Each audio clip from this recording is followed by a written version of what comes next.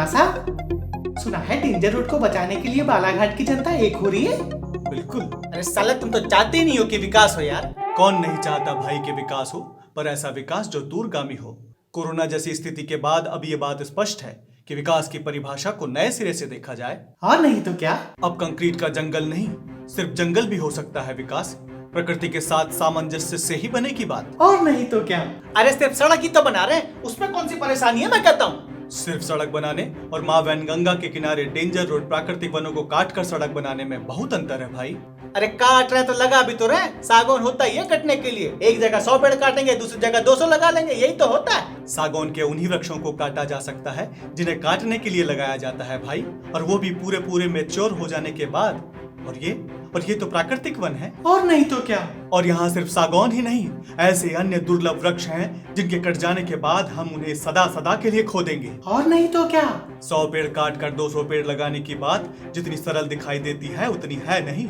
इस हिसाब से तो आज वनों की संख्या दुगनी होनी चाहिए थी, फिर जंगल कम क्यों हो रहे हैं। और नहीं तो क्या। और जिन वृक्षों को तुम आज काटोगे वो कोई 70, कोई 80, कोई 90, कोई 100 साल पुराने वृक्ष हैं। और नहीं तो क्या। और आज अगर हम 4000 पौधे भी अगर रोपण कर दें तो वो एक जीवित वृक्ष की कभी बराबरी नहीं कर सकता। और नहीं तो क्या। एक जीवित वृक्ष की क्षमता जितना होने के लिए उसे उतना ही समय लगेगा, यानी कि 40-50 साल। और नहीं तो क्या। तब तक कई पीढ़ी इनके लाभ से वंचित रह जाएगी। और नहीं तो क्या। तो क्या हम इस पीढ़ी से कह सकते हैं कि इन 40-50 सालों तक के ऑक्सीजन का कम उपयोग करें क्योंकि वृक्ष अभी छोटे हैं। और नहीं तो क्या। अरे पर बाईपास भी जरूरी है कि नहीं। शहर का ट्रैफिक बढ़ रहा है, रोज एक्सीडेंट हो रहे हैं, कई मासूमों को खो चुके हैं हम। ये बाईपास बन गया तो सारे भारी वाहन बाहर के बाहर नहीं निकल जाएंगे। यदि हम इस जगह पर बाईपास का निर्माण करते हैं तो अपने मासूमों को दुगने खतरे में डाल रहे हैं भाई। क्या बकवास कर रहे हो। कौन सा बाईपास शहर के बीचों बीच से गुजरता है, और जो गुजरता है क्या हम उसे बाईपास कह सकते हैं। और नहीं तो क्या। ऐसे में तो हम शहर के एक तरफ के मासूमों को बचाकर शहर के दूसरे तरफ के मासूमों की जान को खतरे में डाल रहे हैं। और नहीं तो क्या। दूसरी तरफ इसकी तकनीकी खामियां, जिसमें कि रेलवे के 2 अंडर ब्रिज जिसकी ऊंचाई इतनी कम है कि उसमें से भारी वाहन जा ही ना सकेंगे। और नहीं तो क्या। फिर नदी का किनारा जो कि कई जगह 5 मीटर भी नहीं है, इसे बारिश में बहा कर ले जा सकता है क्योंकि ये हर समय बारिश पर डूबा रहता है। और नहीं तो क्या। और बारिश के समय जब ये डूब जाएगा उस समय हम इसका इस्तेमाल कैसे कर पाएंगे। और नहीं तो क्या।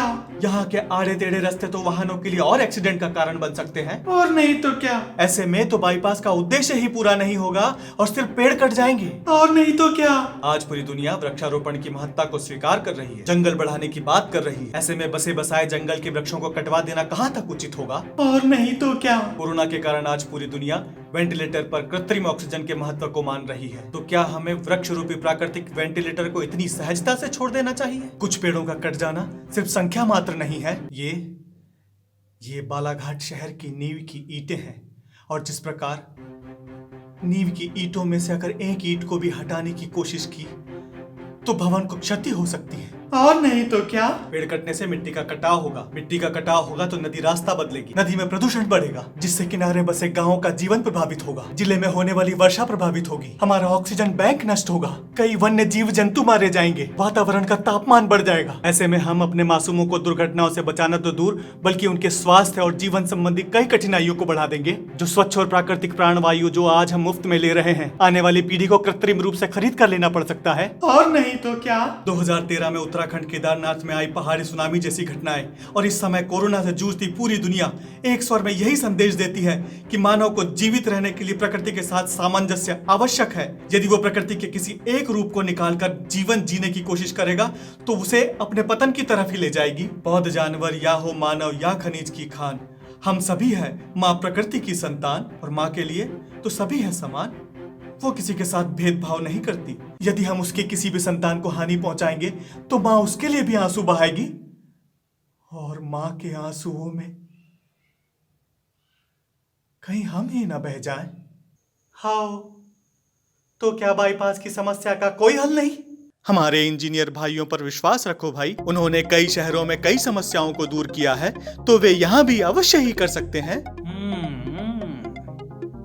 ये सही है मास्टर साहब, इंजीनियर भाई कर सकते हैं ऐसा हल जो दूरगामी हो, ताकि कल को अपना बालाघाट बढ़े तो कोई समस्या ही ना हो बेटे को।